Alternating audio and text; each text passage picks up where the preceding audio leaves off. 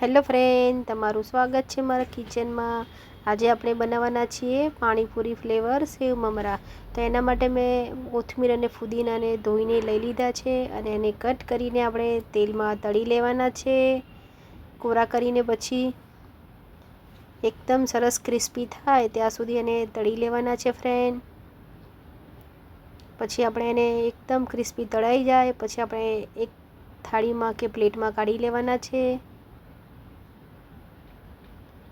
પછી આપણે એવી જ રીતે કોથમીરને પણ તળીને રેડી કરી દેવાની છે।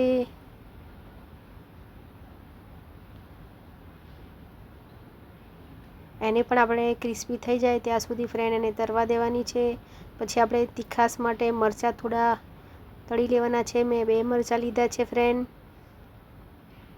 અને એને એકદમ ક્રિસ્પી થાય ત્યાં સુધી આપણે તળીને લઈ લેવાના છે।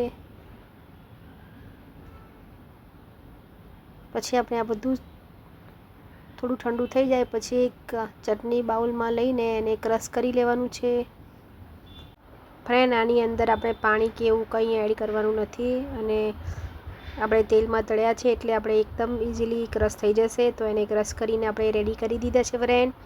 અને એક બાજુ આપણે મમરા વઘારવા માટે એક બાઉલ રાખી દીધું છે। તો એની અંદર મેં 2 પરી જેટલું તેલ એડ કર્યું છે અને જે આપણે પેસ્ટ બનાવી છે એને ચમચીથી આવી રીતે લઈને અંદર એડ કરી દેવાની છે। ગેસની ફ્લેમ આપણે હાઈ નથી રાખવાની, સ્લો જ રાખવાની છે અને સ્લો ફ્લેમ પર આપણે એકદમ સરસ સાંતળી લેવાની છે।